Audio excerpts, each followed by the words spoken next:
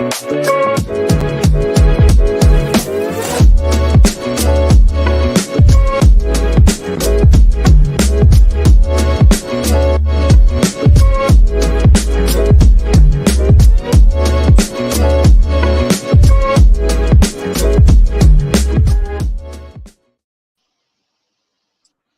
tardes, Alice. Hey, buenas tardes. Doctoral candidate Delia. All right. This is Delia, your high impact practice director at the LEC, where we strive to increase the representation of Latinx educators K through 12 and higher ed and community members. Today we have Dr. Uzziel Hernandez Pecina, and before I have him introduce himself, he is tuning in live from his casa. He'll share a little bit about his plants, his friends in the background.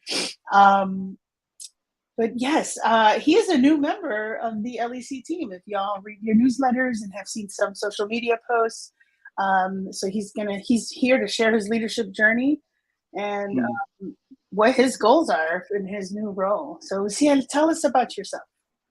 Wow, tell me about yourself. To reintroduce myself to the community in which I grew up. I'm absolutely honored to be here with you, Delia, and just talking about education, about our profession. First and foremost, I know, like you, I am a teacher. That was my profession. I've never regretted it. I've been a Spanish teacher. I've been a principal. I've been assistant professors at 2 institutions. Man, I've hung out with a lot of smart people, and I've learned a lot. I am a West Sider from Kansas City, from Kansas City's West Side, exactly West Side. And I grew up here in the neighborhood. I'm a Kansas City kid. Let's see, I'm the eldest of 5. My parents are immigrants from Parras de la Fuente, Coahuila. Fully bilingual, fully multicultural, with all the experiences, both here in the United States as well as in northern Mexico. I am the sum of many, many experiences. I am married to Adriana Melgoza Pecina. We have 4 children. 3 have graduated from high school. We got 1 in high school about to play a game at Lincoln College Prep in soccer this evening. They're doing well. And we're getting ready for the Chiefs game tonight. So we're all really excited. So Thursday night football's back. It is our home game. And you're a Chicago Bears fan, I see. Well, you know what? I'll tell you this. I love the '85 Bears, man. They were a monster. That was my junior year in high school, and I just saw them steamroll over everyone. And I've always rooted for the Bears. I'm always rooting for the Cubbies. So always rooting for the underdogs. Did I say the wrong team? Yeah. Was I supposed to say White Sox? Yeah, White Sox is best. I grew up on the border of North and South, so not too far away from Division Street. So Division Street marks like that divide between the North and the South. And so a lot of Latinos and then a lot of folks along that avenue or street, there's a rivalry. Like Cubs and White Sox. It's pretty deep. It's kind of like the KU-MU around here. Yeah, or K-State. I'm a K-Stater. I forgot to say that. Westport High School graduate, went to K-State, earned 2 degrees there, and then my doctorate from MU. So I just couldn't get a degree from KU. Sorry to all my family who are KU fans. Great basketball team. We have a great football team. So, we like to keep it even. It's all good. Well, the Bears in '85, that Super Bowl shuffle. Oh man, that was amazing. It'll come back one day. Well, they were slipping and sliding all over the field the other day. Yeah. I mean, that was a wonderful year for Chicago. Yes. All right. Well, Dr. Uzziel or Dr. Pecina? I forgot to ask you how. Dr. Pecina is fine. All right, Dr. Pecina, tell us about your leadership story, maybe your upbringing, your journey as a student. You mentioned you went to Westport. As a professional, you've had many different hats in education. Anything that you feel is relevant to credit for where you are now. Well, I have to credit my parents, and of course, something that had nothing to do with within my family. I was the firstborn, el primogénito. I am the prince. Within Latino families, the firstborn, especially if he's a boy, he's got all these, accolades, all this praise, but also the responsibilities. It's also something that a lot of non-firstborn folk don't understand. I got in trouble quite a bit for what all my siblings would do. If they did something wrong, I was in trouble because I was the one who was supposed to be watching out for them, right? But I think a lot of my leadership style came from my father, who was a very confident man. He was the youngest in his own family of nine. Came here to the United States when he was 14 years old, and he had to struggle and survive in late 50s, early 60s United States with no no assistance in with language. Luckily, there were a lot of Mexican Americans here on the West Side because that's where he also grew up. They helped him out. They didn't have the ELL teachers or that support, and so he did it by sinking and swimming, and he did a lot of swimming. And so a lot of those sacrifices and the struggles and the accomplishments of my own parents really helped me in the beginning. Um, I was a very nervous kid in elementary school. I hated the first day of school. I would get all these knots in my stomach. I didn't know what that was until later on. And believe it or not, even today, when I do new things or when I perform, I'm also a musician. The guys laugh at me because I'm still sweating and getting nervous before we do a gig. But it would happen even as a teacher, as a professor. The very first day, I'd always be a little uneasy, and I would have to talk myself into going through. I mean, this, Uzziel, you got this, you've done this, what, for 30 years now as an educator. And so I too would have to talk myself into those situations. Later on in life, I understood what those butterflies were. And it's my own anxiety, my bouts with depression. I'm admitting it.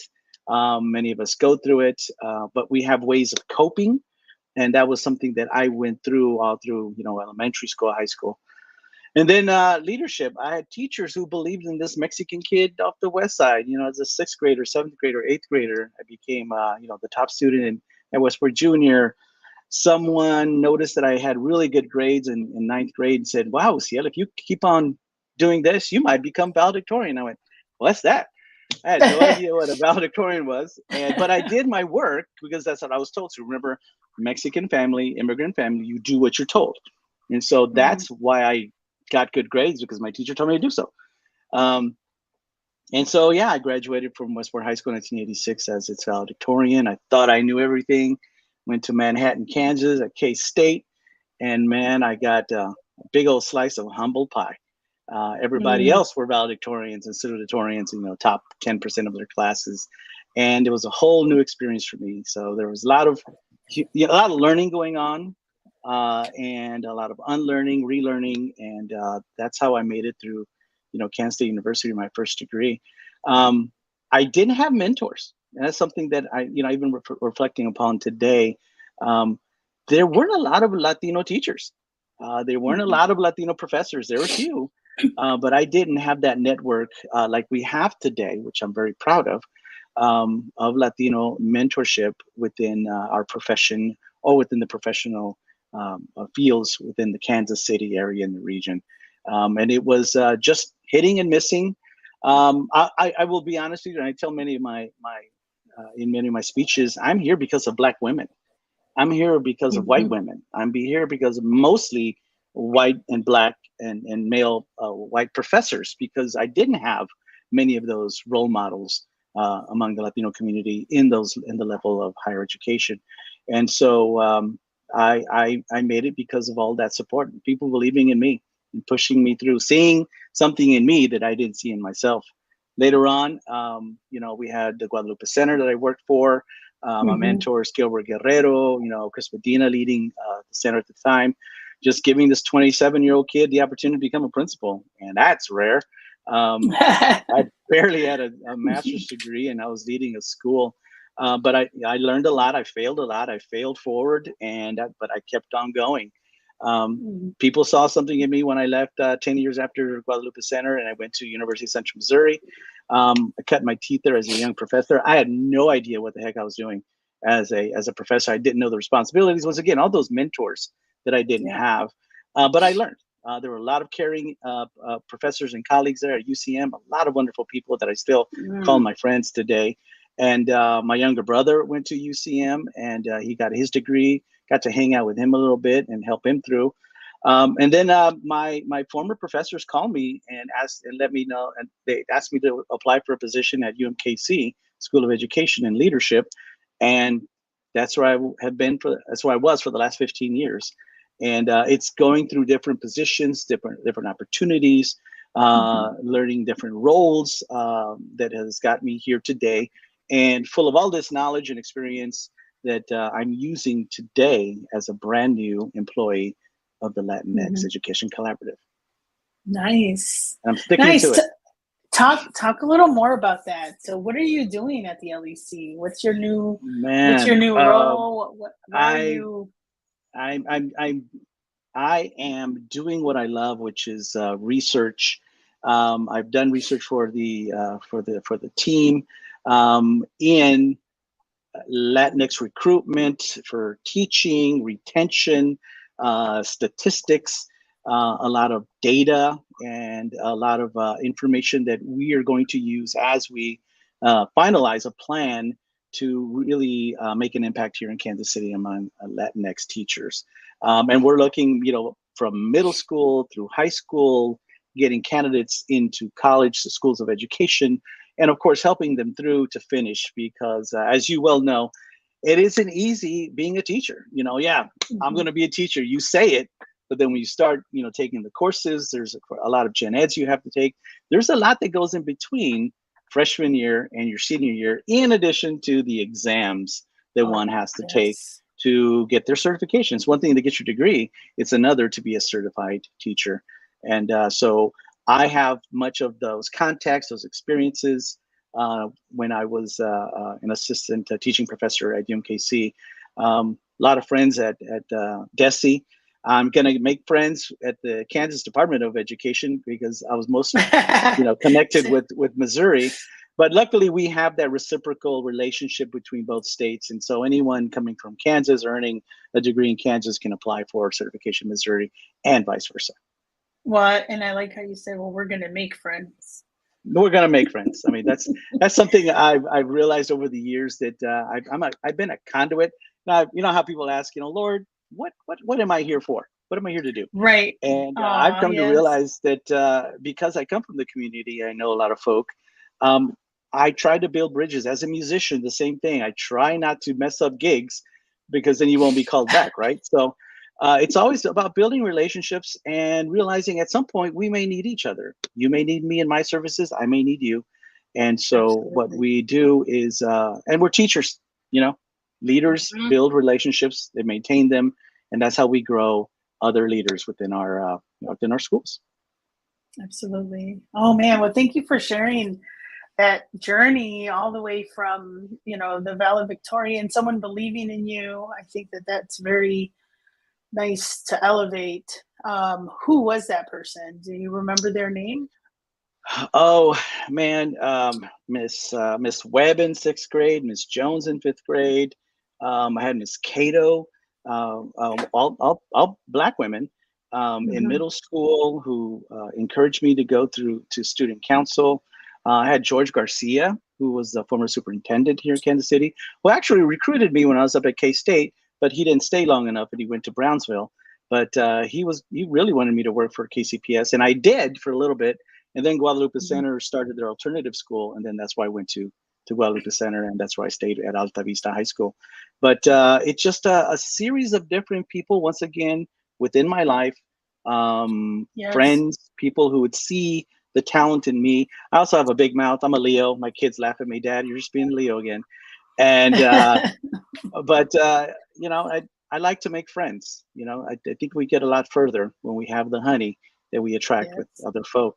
Absolutely. And I don't get stuck. That's something, I've been depressed. Yeah, I get down. Yeah, I play my guitar. Yeah, I play with the guys. who I absolutely love in the band. But we bring each other up, all of our family events, all the gatherings. We just had a marriage in Spain with Jimena and Dani. And it was really, really cool to have now another family in another part of the world where we get to exchange, our values and our beliefs and our experiences. So absolutely. Well said. Well said. Well said. I love it. What have been some of the hurdles? I know you mentioned you failed forward, you failed and learned from that experience. Share some, maybe one or two hurdles that you've gone throughout your career that made following your dreams a little more challenging. Well, I mean, my parents, my dad was so happy when I got my bachelor's degree. He goes, ahora sí, mijito, you got your degree. And for many of us, it's that degree. You're good. You're set for life, right? And I was set for life. That's what I thought. I was going to be a Spanish teacher for the rest of my life, 30, 40 years. And then when I go to the Guadalupe Center, people start seeing other things in you. The problem was at the time is that I didn't have those mentors. I didn't have necessarily those Latino examples who would say, Uzziel, have you thought about a master's degree in curriculum instruction? Have you thought a master's degree in administration? What about this? What about that? I didn't have that, and so I didn't move, believe it or not. Now I did fall into some of those situations, and slowly but surely, as I took courses again at K-State and UMKC, I started seeing, hey, there's some Latino professors. Wow, there are Black professors, obviously, and so I started seeing people with higher degrees, and I was always curious. But once again, is the lack of mentors in my life at that time, and I'm really proud to say is that we have many mentors, many networks now that have just blossomed over the last 20 to 30 years. Let's see, examples of, I didn't know what being a professor was. I didn't hang out with professors. I didn't hang out with deans. I didn't hang out with presidents or chancellors of universities. And so a lot of those lack of experiences and exposure really stifled me a bit, but just took me a little bit longer to learn the ropes. It wasn't a path I wanted to take initially, but little by little, once again, people believing in me and pushing me, and me stepping through those doors is what really allowed me to learn. I didn't know I liked research. I love talking, and that's why I'm a teacher. But I didn't realize that you could author papers. You could go and interview people. You could write about those interviews. I started realizing that I really liked listening to stories, and that's what I've been doing for the last few years with the articles that I've written with my colleagues at UMKC, and it's something that I really, really enjoyed. And so I'm going to continue. There are stories that need to be told about LEC and the wonderful things we're going to be doing here. And I have experiences at giving presentations at conferences. And so I'm just going to take some more information along with me and just pass it forward and publish as best as I can. Awesome. Challenges. I love it. And just experiences, I lead the way I wasn't led. I teach the way I wasn't taught. And I'm going to mentor the way I wasn't mentored. How's that? Those are the new things I'm doing. If someone tells me, I'd like to be a professor someday, I'm going to go, okay, cool. Let's work on that.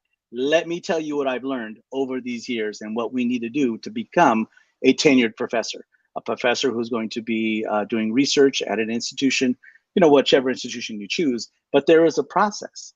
And there are people who don't want to, go tenure track, and there's people who do. But they're different paths, and luckily I get to know a little bit about both. I love what you just said. I think a lot of the work that I do at the LEC is what you just said. Say it again. I teach the way I teach the way I wasn't taught. I lead the way I wasn't led, and many times, and then, but definitely I mentor the way I wasn't mentored. Yes. And so just being available. And that's what drives me, Dr. Pecina, at the LEC to do what I do, actually. A lot of it, Edgar asked me recently, why why are you here? What, what do you do and why do you do it? And I said, I want to be the support that wasn't there for me. I want to be the mentor that I didn't have, right? Like I want to help or give visibility to Latinx educators because we didn't get it. If we got it, it was on, Hispanic Heritage Month, or because I was a volleyball coach. But like my teaching, my expertise, my abilities, right? Like that type of stuff wasn't really elevated at the higher level. Mm-hmm. So well, if we can, and that's what we strive to do, right? So like, build a home, increase representation, so, share the genius. I mean, that's what I do with programming, bring in other Latinx educators. So you and I should chat. Well, we have to. We will be collaborating. Exactly. We can collaborate on research, obviously presentations. I'd love to take some of the LEC colleagues along with me to give presentations. I've done that over the years, so I know a little bit about it. It's a process too. Not everybody gets to present. Not everybody is invited to present. And so, and the same thing with writing papers and research. As you were speaking to the acknowledgement of one's culture, one's experiences, one's identity, for the longest time, I was the only Latino in the School of Education. There was a colleague who I hung out with, Juan Carlos Gonzalez, who's a professor at Fresno State, who's been trying to steal me, by the way, for the longest time. But I told him, dude, I got to take care of my mom. I'm the eldest son. I can't leave. And he understands it. But he's from California, a very cool dude. And but he was the last Latino I had as a colleague. That was almost 10, 12 years ago. And that's something that I want institutions to understand, those that don't know. And I don't know if they ever think about it, but those of us colleagues, professors of color, need other professors that look like us there, or leadership. We have to do better with diversity in higher ed. It's, once again, being a teacher is not easy. Same thing with becoming a professor. It's not easy. It's a long process, but it can be done. It can be done. And through mentorship, through those networks, through those supports, man, in the last degree I have, I didn't earn on my own. My in-laws helped me out, my brothers and sisters, my wife and my kids. It was 7 years of work. I could have done it in 5, but I chose to elongate it to a couple of more years. But the thing is that we don't do this alone. And that's something that a lot of candidates whom ask for advice, I let them know you got to have your support system. I believe I even told you that when we were speaking. We do it collectively. That's something also that's part of our community. We are a collectivist community. We are a supportive community. And that same effort needs to happen as one earns their degrees in higher education. Absolutely. When I shared with one of my advisors the decision process to even start an education doctorate, they couldn't believe it. They were like, what? Like, I'm like, no, I had to literally talk to my parents because they live with me too. That's what we have in common. I'm not the oldest though. I'm the middle one. And talking to my wife, even talking to my son. He's 7, but I still had to let him know there's going to be nights where I'm on my computer longer hours, right? Or away from him, etc. And no, great points. Great points. On my research area, is on the underrepresentation of Latinas in leadership roles in the state of Kansas. And so I grew up, so on the team, those of you tuning in, so on the team, I'm the one that was like born and raised where representation was very high. Like I shared this on my page, and my high school principal just tuned in and said, I'm so proud of you. Dr. Diana Hernandez Escoitia, and her partner was Miss Alvarez. Dr. Collazo was another assistant principal and dean. Wow. Miss Quintanilla and Miss Smiley, Black female, Black woman. So I saw representation in my community, my neighborhood, on a political level, etc. So moving here, I noticed the huge difference. And so now I'm very curious to know, what are these stories? Why don't we have enough representation of Latina females? We have 1%, right, representation in the metro area. And reading through some of these dissertations and scholarly articles, they mentioned what you just said. It's a support system. It's, should I go into leadership because, my husband, right? Like I have to kind of, or my spouse, like it's a negotiation. It's a conversation with the team. I mean, with the home team. Yeah, the home team. It's a decision as a family, and that's it. And so that's where we're wired differently.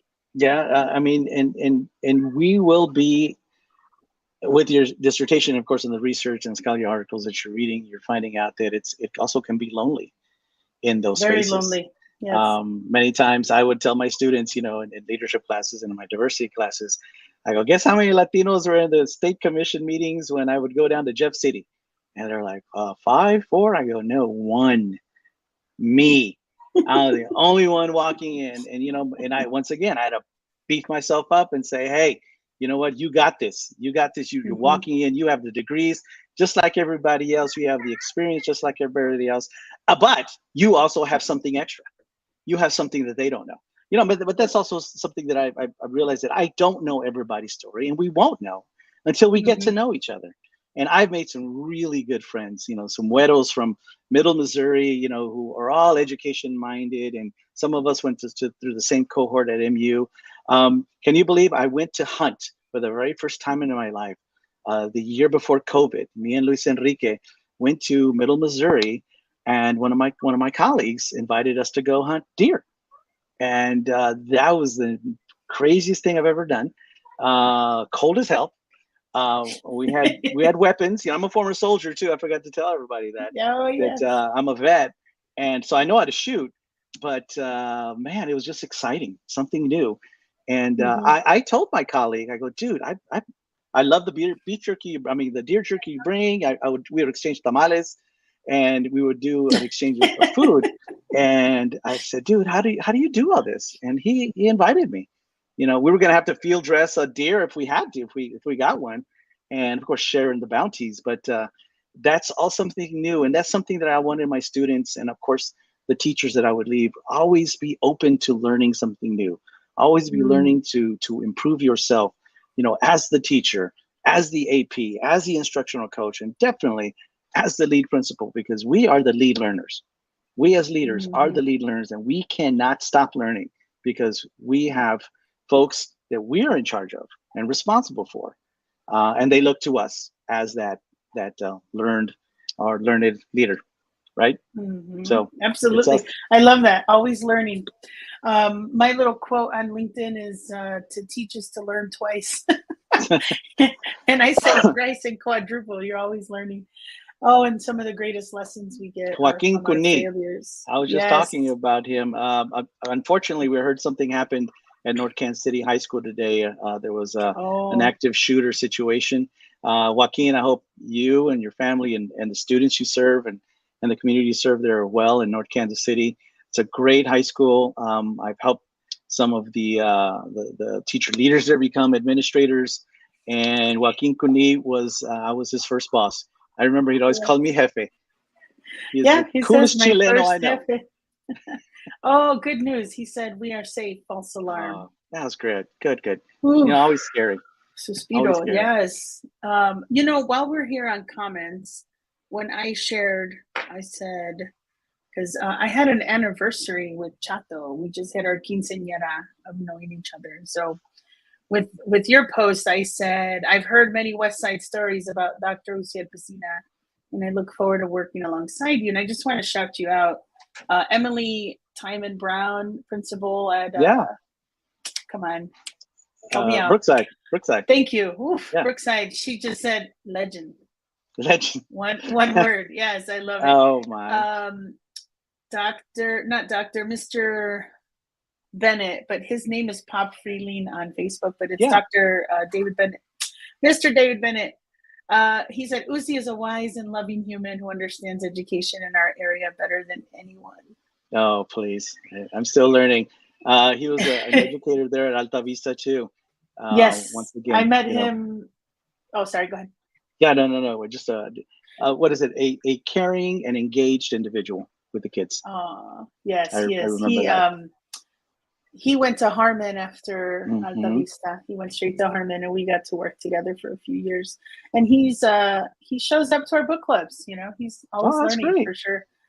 Yep. Excellent. And then Diana Lynn, you might have met her as Fajardo or maybe Gray, Diana Edgers, but now she's Diana Gray. Maybe you met her as. She was a student of yours. She's a teacher also at Harmon. Now she's Diana Edgers. Her maiden name was Fajardo, and everyone confuses her as being Latina, but she's Filipino and white. Oh, okay. and it's funny. The first day I met her, I was like, "Yo, she looks Boricua. I'm about to go confront her. Be like, yo, where you from?" And the first thing she said was, "My name's Diana. I am not Latina." Anyway, she said some great words. She said, Dr. Pecina was my undergrad professor for a couple of classes in the ED program at UMKC, and I promise you his grace during that semester is what helped create it's what helped create the word I carry with me as an educator now. The world I carry with me as an educator now. I literally had a whole baby this semester. I took his class, and when I came back to class 11 days after giving birth, he made sure to always check in with me. I love this connection. Yeah. So she's super happy that you're with us at the LEC, just showing some love. You know, I've come to realize that we all have our own lives. I would tell the students that stay in touch with me. Let me know if there's something going on. Keep me informed. You know, I was a student too. I'm a parent too. I know life exists. You know, I'm a professional. I understand the stress. And so I was always open. I always had that communication open with my students just to let me know. And they were all very, very honest with me. It was the squirrely undergrads who would give me all these crazy stories, but I'd believe them. Okay, man, your third cat died, but okay, all right, I got you. This is number 3. I'm counting them. Yeah. But, okay. And but that was something that I always wanted to make my classes warm, inviting, exciting, because I hated boring classes. I hated boring professors. I always tried to keep my classes as engaged as possible. You know, brief lecture. All right, let's start talking. Let's start working together. Let's start doing some research. You know, just keeping everyone in, because I believe that's how we best learn. There's a lot of different ways we learn. So I would try to pick and choose different ways that they could get something out of that particular lecture. I even let them walk around buildings.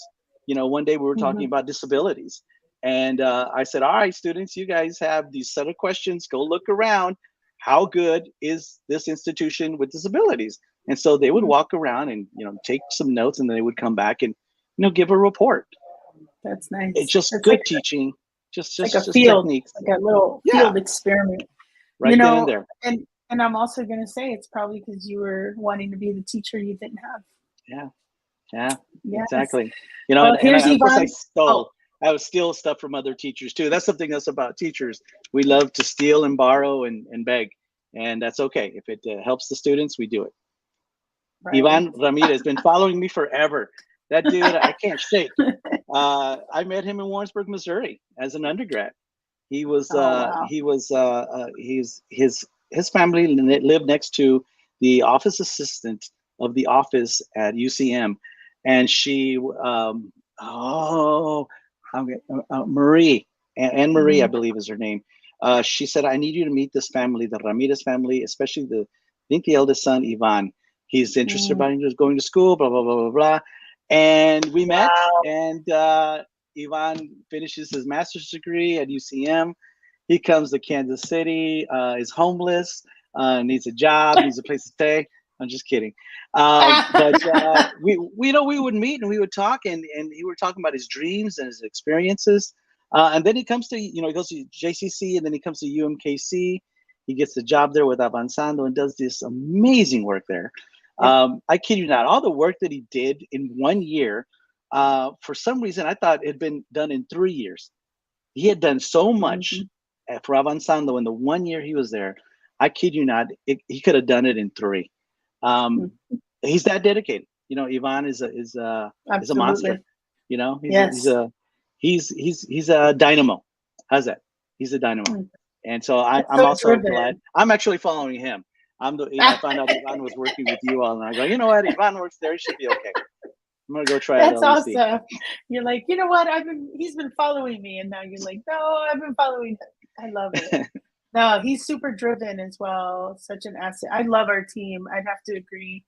He said, happy to be team members with Dr. Pecina. We're so pumped. I love the love. Keep it coming, y'all. Wow.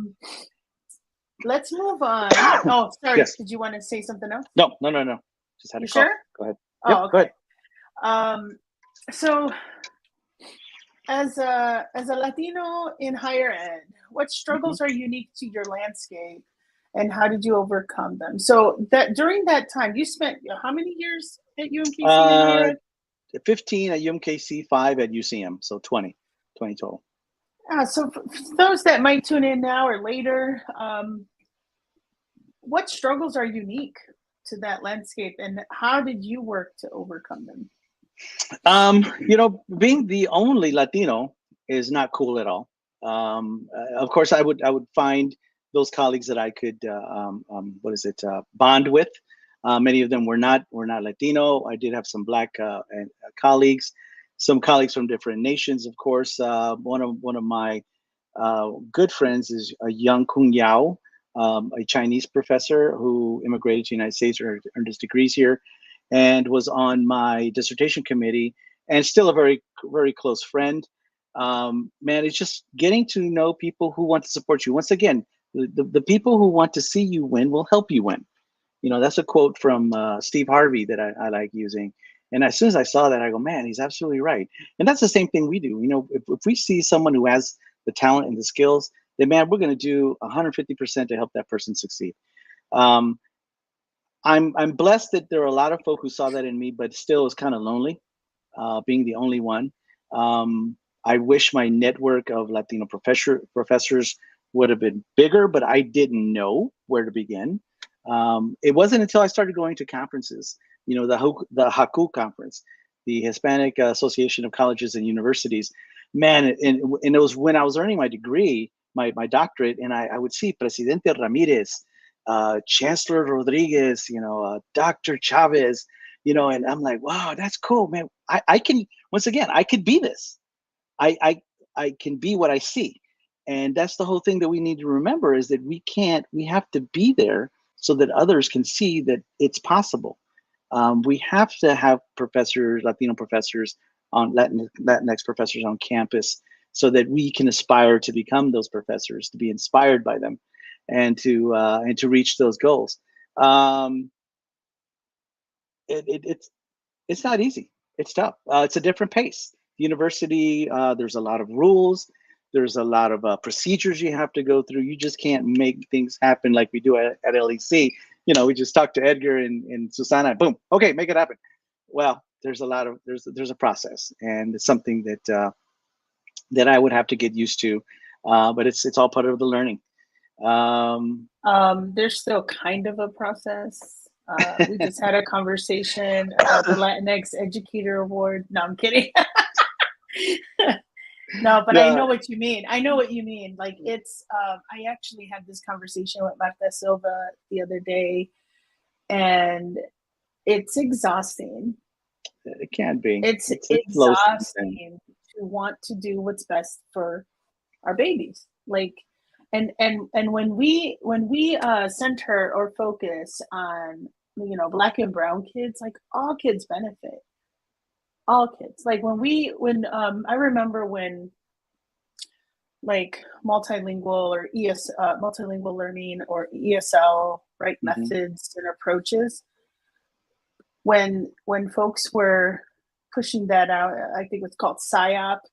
Sheltered Instruction Observation Protocol Yeah. in the inner city, or even Socorro Herrera's biography-driven instruction. Like all these approaches benefit all kids. Everyone. It's not Yeah. just one group of ESL kids. Like, and so I wish folks would understand that sometimes. But yeah, it's exhausting. Like when you if you want to initiate a change or an adjustment to a curriculum or to some kind of process, it's a proposal. It's backing up why you want to do it, how you want to do it. And Right. sometimes it's a board presentation. You got to present it to the board. And some educators are like, you know what, I don't have time for this. And so you have your yeah. Go ahead. Well, you know what? I totally agree with you. And here's something that I will push a little bit back on because I've learned it is that we're not going to know until we know. We're not going to know the processes. We're not going to know how things work or how these mechanism works or how the bureaucracy works until we build relationships with those individuals and we get to know how we can help move something faster, better, quicker. I had many friends at the state. Luckily, they're individuals who will answer, their own phones, believe it or not. And it's through those years of relationships that I've had with them that they will answer my phone calls and answer my questions quickly. Same thing with certification officers and different individuals at UMKC throughout the institution. It's those friendships that I built. It's those relationships. And so, getting to know those processes takes time. It takes time, but we have to do it, and if we're on committees, if we volunteer to be on committees, we can help change those, right? So we can be part of that change, but it's never going to happen unless you're a part of that system to help it change. Absolutely. No, that was great advice. Great push. That is. All right. We're wrapping up, but I got 2 more little questions. Sure. What keeps you going? I'm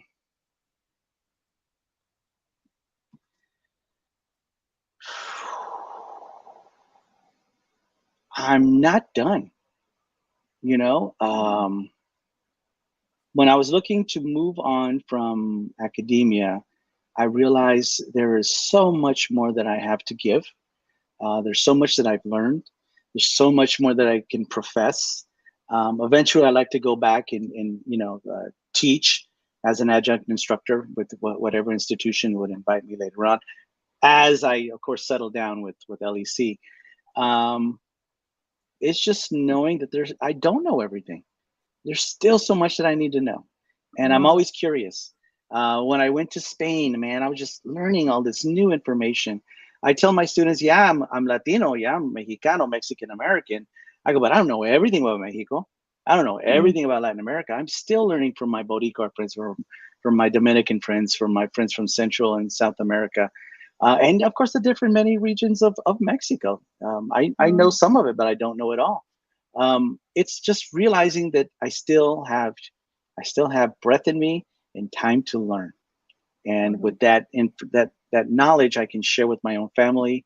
Of course, being a dad, being now an elder in the family, believe it or not, I get to help my nephews, nieces, cousins, and anyone who, once again, there's a conduit in me, helping others out, within my family, knowing that my community still is not where it needs to be. We still have a lot to do. Realizing all these horrendous statistics about Latino educators within the region, man. That's why I'm going back full circle. Let's start recruiting. We are a bilingual agency. Don't tell me that we can't, communicate with our parents and getting them to understand. Well, what is it? Inspiring them to believe in their children who want to be teachers. Because unfortunately, the statistics I still see is that parents don't want their kids to be teachers. Why? Well, because all the crap they see right now. All the stuff in different states, not just ours, where it's very anti-teacher or not supporting their teachers. We have plenty of teachers with degrees and certification. It's just they've left for whatever reason.